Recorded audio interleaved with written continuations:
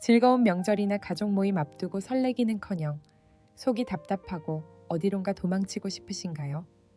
모두가 모여 웃고 떠들 때 당신만 외딴 섬에 덩그러니 남겨진 기분이 든다면 주목해주세요. 가족 모임에 가지 않기로 한 당신의 선택은 이기적인 도피가 아니라 사실 당신의 영혼이 살기 위해 보내는 간절한 구조 신호거든요. 왜 당신만 가족이 불편한지 그 이면에 숨겨진 심리학적 진실을 오늘 완벽히 파헤쳐 드릴게요. 이 영상 하나로 당신을 괴롭히던 죄책감의 실체를 정확히 마주하게 될 겁니다. 영상을 다 보고 나면 더 이상 남들의 시선 때문에 자신을 깎아먹는 일은 절대 없을 거라고 확신합니다. 가족 모임이라는 장소는 참 묘한 마력을 가졌어요. 현관문을 열고 들어서는 순간 우리는 순식간에 수십 년 전의 어린 시절로 강제 소환되거든요. 나이는 어른이지만 그 안에서는 여전히 말 잘 듣는 착한 딸 혹은 듬직한 아들 역할을 연기해야 하죠. 심리학에서는 이를 관계적 진정성의 결여라고 불러요. 나의 진짜 모습은 서랍 깊숙이 숨겨둔 채로 가족들이 원하는 맞춤형 가면을 쓰는 거예요. 적당한 타이밍에 웃고 껄끄러운 질문은 웃어넘기며 분위기를 망치지 않으려 안간힘을 쓰는 그 과정 말이죠. 하지만 여러분, 이 영위가 공짜라고 생각하시나요? 우리의 뇌는 내가 나 자신이 아닐 때 그 상황을 심각한 생존 위협으로 받아들입니다. 겉으로는 화기애애하게 밥을 먹고 있는 것 같지만 당신의 신경계는 맹수 앞에서 죽은 척을 하는 동물처럼 극도의 긴장 상태를 유지하고 있어요. 남들은 그냥 밥 한 끼 먹는 게 뭐가 힘드냐라고 쉽게 말하겠지만 당신의 몸은 이미 알고 있습니다. 내 존재의 일부를 지워가며 그 자리에 앉아 있는 것이 얼마나 막대한 정신적 에너지를 소모하는지를요. 모임만 다녀오면 며칠을 알아눕는 이유가 여기 있죠. 어린 시절부터 너는 왜 이렇게 예민하니? 라거나 조금만 참으면 모두가 편하잖니? 라는 말을 듣고 자랐다면 상황은 더욱 심각해집니다. 내 감정보다 타인의 기분을 먼저 살피는 것이 생존 전략이 되어버린 아이는 성인이 되어서도 가족 안에서 빌려온 소속감에 만족해야 하거든요. 내가 나로서 존재할 수 없는 곳에서 느끼는 소속감은 마치 남의 옷을 입은 것처럼 늘 불편하고 어색합니다. 결국 방 안가득 사람들이 차 있어도 지독한 고립감을 느끼게 되는 건 당신이 이상해서가 아니에요. 진짜 당신은 그 자리에 없기 때문입니다. 이제 스스로에게 정직하게 물어봐야 할 시간이에요. 나답게 있을 수 없는 곳에 나는 왜 있는 걸까? 이 질문은 반항이 아니라 당신의 몸과 마음이 수년간 외쳐온 진실에 귀를 기울이는 과정입니다. 가면을 벗고 숨을 쉬고 싶어 하는 당신의 본능은 틀린 게 아니라 지극히 정상적인 반응이니까요. 가족 모임을 피한다고 하면 흔히들 드라마에 나오는 독설이나 큰 싸움이 오가는 장면을 떠올리죠. 하지만 실제로는 아무런 사건 사고가 없는데도 모임만 다녀오면 마음이 무너지는 분들이 훨씬 많아요. 싸우지도 않았고 다들 친절하며 음식도 맛있는데 왜 집에 돌아오는 길에 눈물이 왈칵 쏟아지는 걸까요? 그건 바로 정서적 방임이라는 투명한 벽 때문이에요. 정서적 방임은 일어난 사건에 대한 문제가 아니에요. 오히려 마땅히 일어났어야 했지만 결코 일어나지 않은 부재에 관한 이야기입니다. 식탁에 둘러앉아 날씨나 주식 이야기 같은 껍데기 대화는 끊임없이 오가지만 그 누구도 나의 진짜 속마음에는 단 한 뼘도 다가오지 않는 정적 말이죠. 이런 공허한 친절에는 때로는 격렬한 갈등보다 훨씬 더 치명적인 상처를 남기곤 합니다. 갈등은 차라리 서로에게 무언가 기대하고 있다는 최소한의 증거라도 되거든요. 하지만 모든 것이 평온한 척 유지되는 관계 속에서 나의 진실이 무시당할 때 우리는 이름 없는 외로움에 서서히 질식하게 됩니다. 가족들은 당신을 사랑한다고 말하겠죠. 하지만 그들이 사랑하는 건 당신의 역할이지 당신의 본질이 아닐 가능성이 높습니다. 모임에 가서 밥을 잘 먹고 웃어주고 분위기를 맞춰주는 기능적인 당신을 사랑하는 거예요. 그러니 당신이 모임에 빠지겠다고 했을 때 그들이 보이는 분노는 당신을 잃을까봐 두려운 게 아니라 자신들이 만들어 놓은 완벽한 가족이라는 퍼즐 조각 하나가 빠지는 것에 대한 불쾌감입니다. 사람이 가장 외로워지는 순간은 혼자 있을 때가 아니에요. 나를 알아야 할 사람들이 모인 자리에서 철저하게 투명 인간 취급을 당할 때입니다. 이런 환경에서 당신이 모임에 가지 않기로 결심하는 건 단순한 거부가 아닙니다. 더 이상 가짜 연결로 허기를 채우지 않겠다는 나 자신을 향한 가장 처절하고도 뜨거운 보호 본능이자 선언인 셈입니다. 그래도 가족인데 피는 물보다 진하다. 우리는 태어날 때부터 이런 문장들을 마치 절대적인 규칙처럼 듣고 자라죠. 가족이라는 이유만으로 모든 무례함이 용서되고 어떤 희생도 당연하게 여겨지는 이 서사는 우리 내면의 깊은 충성심의 감옥을 만듭니다. 하지만 냉정하게 짚고 넘어가야 할 진실이 있어요.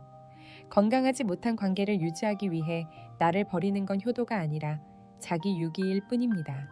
가족 모임에 빠지겠다는 선언이 힘든 이유는 내가 나쁜 자식이 될 것 같은 공포 때문이죠.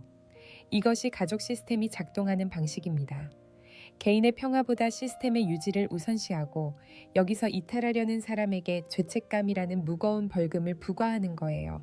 이 죄책감은 당신이 나쁜 사람이라는 증거가 아니라 오히려 이제야 비로소 타인의 삶이 아닌 나의 삶을 살기 시작했다는 신호입니다. 피는 물보다 진하다라는 말이 당신의 숨통을 조이고 있다면 이제는 문장을 바꿔야 합니다. 나의 평화는 혈연보다 중요하다라고 말이죠. 유전자를 공유했다는 사실이 당신의 인생 전체를 저당 잡을 수 있는 권리가 될 수는 없습니다. 사랑은 존재를 증명하는 것이지 존재를 지우는 것이 아니기 때문입니다. 전통이라는 이름의 족쇄를 풀고 나면 비로소 보입니다. 내가 그동안 얼마나 많은 에너지를 가족이라는 환상을 유지하기 위해 쏟아부었는지를요. 이제 그 에너지를 회수해서 당신 자신을 치유하는 데 써야 할 때입니다.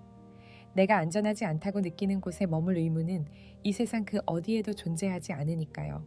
당신이 용기를 내어 이번에는 가지 않을게요 라고 말했을 때 아마 예상했던 대로 폭풍이 몰아칠 겁니다. 그들은 당신을 가족의 평화를 깨뜨리는 악당으로 만들기 위해 온갖 감정적인 도구들을 총동원할 거예요. 하지만 여기서 정말 중요한 사실이 있어요. 그들이 느끼는 그 불편함은 당신의 책임이 아닙니다.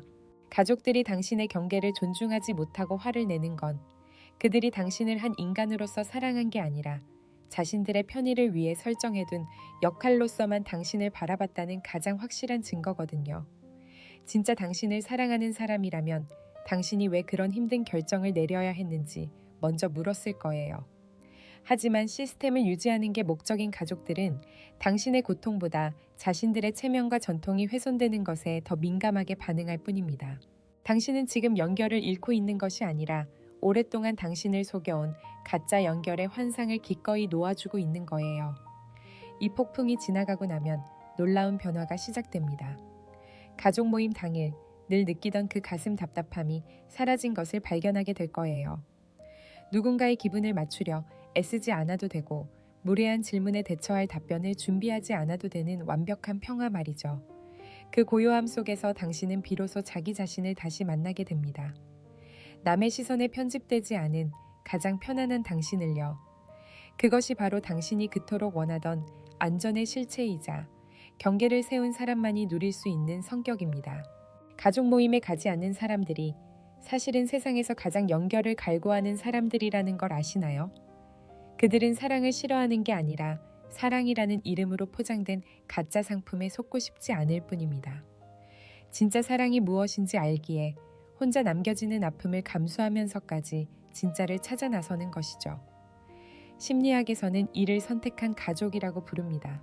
가족은 반드시 유전자로 묶여야 할 필요가 없어요. 진정한 가족이란 내가 어떤 실수는 해도 나를 수용해주는 사람, 내가 힘들 때 판단 대신 곁을 내어주는 사람들의 모임입니다. 때로는 수십 년을 함께 산 혈연보다 나의 상처를 공감해주는 친구나 멘토가 더 깊은 가족의 의미를 실천해주기도 하거든요. 그들과 함께 있을 때 당신은 더 이상 연기할 필요가 없고 자신을 증명하기 위해 애쓸 필요도 없습니다. 물론 명절에 홀로 시간을 보내며 느껴지는 특유의 쓸쓸함까지 피할 순 없겠죠. 하지만 그 통증은 당신이 마땅히 받았어야 할 사랑을 받지 못한 것에 대한 지극히 정상적인 애도의 과정입니다. 충분히 슬퍼하고 충분히 그 상실감을 안아주세요. 이제부터 당신만의 새로운 전통을 만들어 보세요. 가족 모임 대신 내가 좋아하는 책을 읽거나 나를 아껴주는 사람들과 소박한 식사를 해보세요. 피의 유대보다 훨씬 진한 영혼의 유대를 쌓아가는 과정에서 당신의 빈자리는 채워질 겁니다. 누구에게도 방해받지 않는 당신만의 평화로운 공간, 그곳이 바로 당신이 새로 지은 진짜 집입니다. 여러분 다시 한번 기억하세요.